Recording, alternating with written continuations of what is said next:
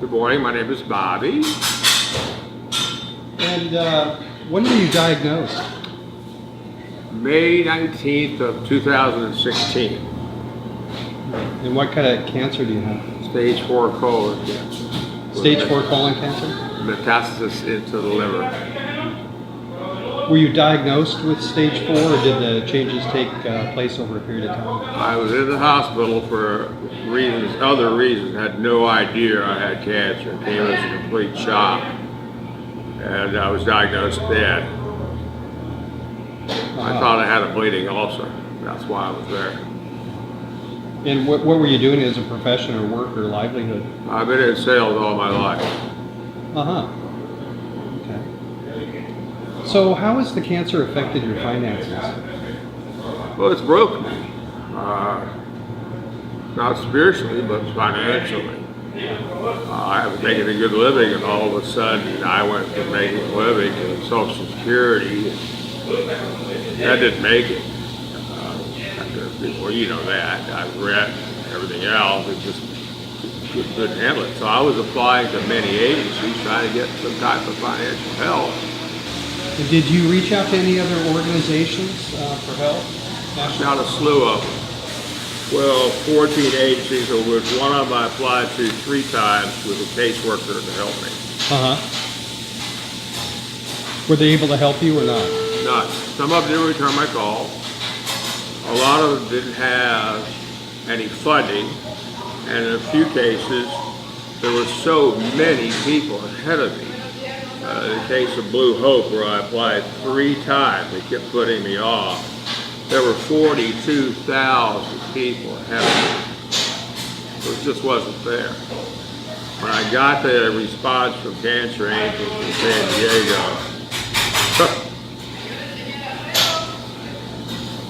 oh, it makes me cry. So, how has Cancer Angels helped you?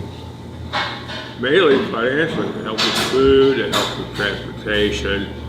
I'm sure that he was probably the best emotional support anyone could ever get. What might you imagine would have happened had you not had that support from Cancer Angels? I'd be on the street, downtown, and living on the corner, begging for food. Yeah. Well, Cancer Angels from San Diego, Eve Booger, I probably pronounced her name right, has been really the only one that came forth to help me. Either the rest of them were either just too slammed with people, or no funding, or this, that, and the other, where she did. And I'd recommend that anyone in my situation not only use her, but if there's any way that a sponsorship or some funding to help them, because I know they're not rich. If I had any money, I'd be donating the best that I could to help them, to help others. My name is Sylvia. This is my husband Sergio. We have 3 kids, Ivan, Joe, and Buddy. Sergio was diagnosed with cancer 5 years ago. And I guess it's been really tough just to start with. And he has brain cancer. He was originally diagnosed in 2012 with it's called oligoastrocytoma. And in 2012, it was a grade 2. It quickly went, we thought at first he was in the hospital because he had a seizure at home in 2012. And they told us that it was just a brain tumor, that he was just going to have surgery. So we literally thought that we were going to just remove the tumor. And after the tumor, everything was just going to go back to normal. But little did we know it didn't go that way. It was it went from tumors to surgeries to chemotherapy to radiation. He was in a coma for 5 days because his brain got very swollen. So he had about 1,500 seizures in a period of 3 days. And since they couldn't stop the seizures with any of the medications that they were already giving him, they decided to put him in an induced coma. They were supposed to be overnight thing, but it was very difficult for them to kind of like bring him back. So he ended up being in coma for 5 days. And he spent about 6 months in the hospital. We were with him every day. Literally, like we would wake up, go, take the kids to school. We'll leave to work. After work, come back, make food, get the kids, go back to the hospital. And that was our routine for 6 months straight. And that's kind of been our routine for the last 5 years. Mm-hmm. What was Sergio doing? What were you doing before all of this professionally? I was working for NASCO, shipbuilding, building ships for the Navy. And but unfortunately, when I started with the cancer, I wasn't able to work anymore. So, he used to love his job. Yeah, I used to love working. Well, I used to love what I used to do. But like I said, unfortunately, I can't, do it anymore. Yeah. How has all this affected your finances? We literally, since we were not receiving any government help, it was very difficult after he got sick because we ended up losing our home because we didn't have any income. I tried to apply for government help, but we were denied since we had property, we had cars, and to them that was just enough. They said that the system was like kind of created for people to constantly get help. So we couldn't get food stamps, we couldn't get Medi-Cal, we couldn't get anything. So Sergio and the kids basically ended up homeless. Sergio had to stay in the car because we couldn't find a shelter that would take a family. So I found a woman's shelter, and it took me and the kids. And Sergio had to stay in the car. Mainly all the organizations, they couldn't help at the time. Mm-hmm. And then when we were moving, there's been so much that we had to move from one place to another because financially we couldn't afford where we were at, So one of his friends from church heard that, we were struggling this last time to move here because the place where we were living, they were gonna sell the place. And since Sergio hasn't worked and I haven't been able to work, and anywhere do you move in San Diego, they ask for credit checks, they ask for how long you've been at your job and everything. So when they see that you don't have something to back you up, they don't want to rent. So his friend heard about Cancer Angels. And at first I thought, okay, it's just another organization for cancer. I never thought that they were actually going to call me back. And I remember to the day when she called me back because we were struggling. It was December, and we literally it was in 2016 of last. So you went from like 2012 to 2016 essentially without assistance. Yeah. Wow. So basically it was like day by day. I would literally, family or friends, whoever we had left over, they would give me things to sell, and I would go to the Swami and sell things to kind of come up with money.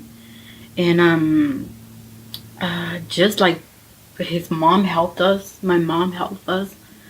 And it's when I got in contact with Cancer Angels, I really just sent an email because that's the only way I could. I left a message, but I was so desperate that I sent an email, but kind of like telling her everything. And man, thank God you called us back. And she called me at night, and she was actually taking a flight, or she had to go do something. She's like, something, I read your email. She's like, I really know that you guys are really struggling. And she's like, to me, it meant a lot, the fact that she took time out of her day. It was already night. I'm talking about probably like 8 at night. And she took that time to call us back. And she said, I'm going to send you a gift card to go buy groceries. And I'm going to send you a gas card to go put gas in the car. And she told me that to find a place, to rent, and that she was going to cover part of our rent. Because that was the big problem, that in San Diego right now, rents are so high that what we make it with the kids and us paying for everything, we just can't afford it.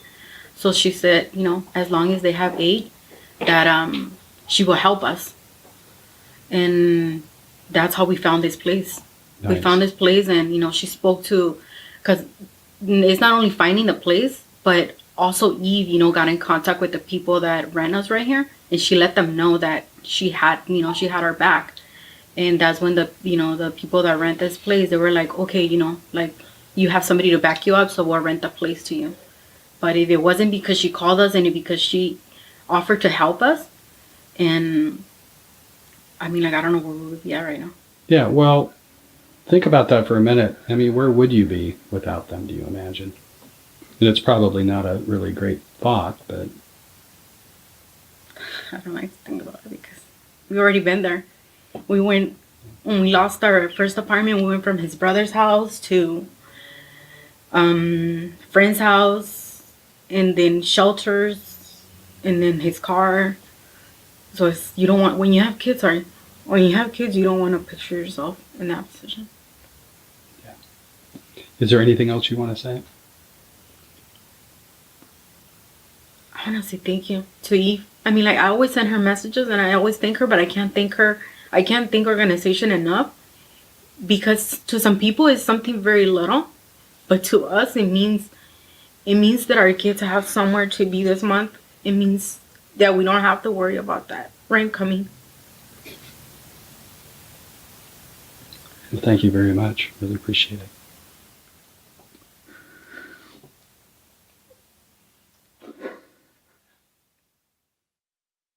I just really want to thank Cancer Angels for everything that they've done for us.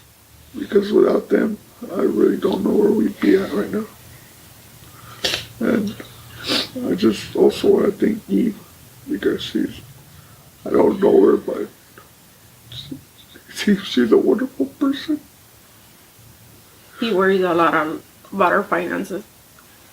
And him as a man, and he's used to being the provider, so for him it's like very stressful every month to see if we're gonna make it. I know it means a lot.